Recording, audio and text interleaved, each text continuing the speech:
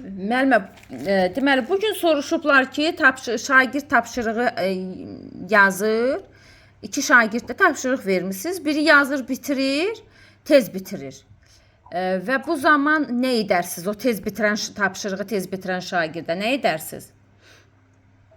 Şagirdi tez bitir, yəni tapşırığı tez bitirən şagirdə çalışaram ki, əlavə tapşırıqlar verim. Onun boş dayanmasına, o biri yoldaşlarına mane olmasına imkan verməyim. Yəni əlavə olaraq ona tapşırıqlar verərəm. Aha, eləyə bilərsiniz, bəli. Sonra deyiblər ki, bir şagird digər şagirdə zorakılıq edir. Bunun necə qarşısını alarsan? Əgər belə bir hal baş verərsə, o zaman zorakılıq edən hər biri ilə ayrı-ayrılıqda fərdi söhbət apararam. Zorakılıq edən şagirddə səbəblərini araşdıraram. Onda empatiya yaradaram o biri şagirdə qarşı. Yəni onun nəyə görə belə bir hal elədiyini, yəni bunu araşdırıb, sonra müəyyən bir tədbirlər görərəm. Onların arasındakı münasibətləri düzəltməyə çalışarım. Əgər bu mümkün olmazsa, onda psixoloqa müraciət eləyərəm ki, psixoloq da onunla fərdi söhbət aparsın. Ən birinci fərdi söhbət aparıb, yəni bu məsələni aradan qaldırmağa çalışarım. Bu bilirsiniz də nədir müəllimə? Bu bullyingdir. Bullyingin qarşısının alınmasında yolları var idi, ha? Nələr var idi? Müəllimlə, psixoloqla əməkdaşlıq, sonra valideynlə əməkdaşlıq. Afərin. Sonra əgər yəni ona bir yəni çarə olmazdısa, direktora müraciət eləyərdi. Yəni məktəb rəhbərliyinə müraciət eləyərdi. Məktəb rəhbərliyini əvvəl deməyək, amma ümumiyyətlə bullyingin qarşısının alınmasında psixoloqla əməkdaşlıq var, müəllim, valideynlə əməkdaşlıq var. Sonra var müəllimin rol model olması, müəllimin mənəvi dəyərlərin aşılanması istiqamətdə söhbətlər aparılması. Bunlar sırf müəllimə bullyingin qarşısının alınması yollarıdır. Yəni bax burada bu hissələri vurğulayacaqsınız. Deyir ki, şagird sizə bilmədiyiniz mövzu ilə bağlı sual verərsə nə edərsiniz? Əlbəttə, şagirdlərimin mənə sual verməsinə həmişə şərait yaradıram. Yəni dərsin sonunda da həmişə soruşuram ki, şagirdlərin kimin sualı var, kim nəyi başa düşməyib, bu haqda onlardan soruşuram. Yəni mənim üçün böyük bir uğurdur ki, şagirdlərim dərsimi diqqətlə dinləyir və bunun haqqında mənə suallar verir.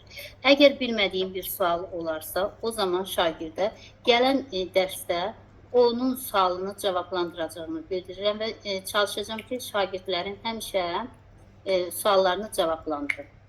Yəni cavabsız sualı qalmamalıdır. Qalmamalıdır, bəli. Buna görə də şagirdlərin suallarını həmişə cavablandırmaq lazımdır ki, şagird növbəti dəfə, yəni sual verməyə ruhlansın. Əgər biz onun 1-2 dəfə suallarına cavab vermiriksə, onda şagird sual verməyə də meyilli olmur və özünə qapanmış olur. Yaxşı. Belə bir sual verin müəllimə. Şagird başqasına kobud ifadələr yazır, kobud sözlər ilə mesaj yazır və onu səhvən sizə göndərir.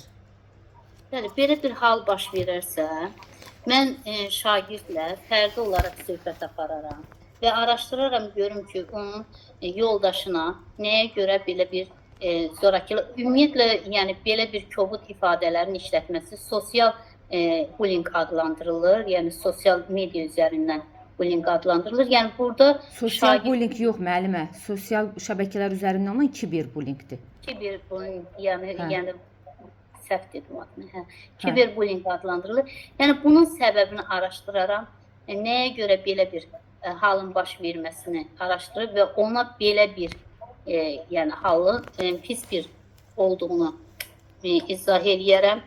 Yoldaşına qarşı bu hərəkəti etməməyi çalışarım ki, o bir də belə bir hərəkət etməsin. Burada bu kobud ifadələr varsa, burada bullying var və orada da bunun mütləq şəkildə araşdırıb qarşısının alınması lazım olan tədbirlər görülməlidir. Belə deyə bilərsiniz.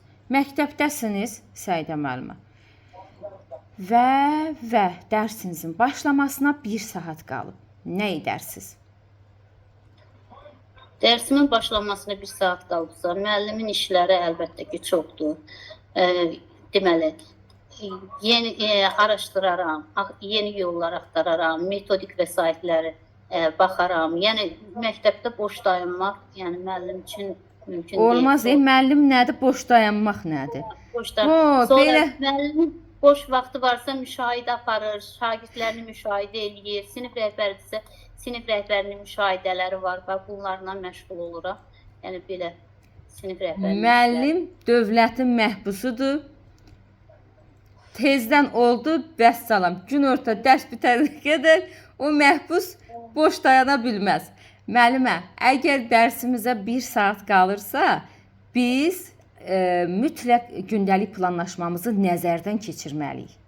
Daha burada yeni yollar axtararam, neyniyərəm, onu axşam etməlisiniz. O yeni yolları axşam axtarın, planlaşmanıza tətbiq eləyin, icmalınıza, cari gün planlaşmanıza. O yeni yolları, yeni axtarışları tətbiq eləyirsiniz ora, gəlib sinifdə də praktiki fəaliyyətə cəlb eləyirsiniz şagirdləri. Amma 1 saat qalmış biz sırf icmalımızı nəzərdən keçiririk, deyə bilərsiniz. Səidə müəllimə, belə bir sual verildi. Hansı halda işinizdən çıxarsınız? Mən sənətimi, peşəmi sevirəm və şagirdlərimi, kollektivimi sevirəm və istəmirəm ki, onlardan ayrılam. Əgər səhhətimlə bağlı hər hansı bir problem yaranarsa, yaxud da ailədə hansısa bir problem yaranarsa, başqa bir yerə köçmək problemi yaranarsa, o zaman işimdən ayrıla bilərəm. Yəni, amma heç bir halda şagirdlərimdən ümumiyyətlə ayrılmaq istəmərəm, müəllim kollektivindən ayrılmaq istəmərəm. Heç ayrılmayasınız.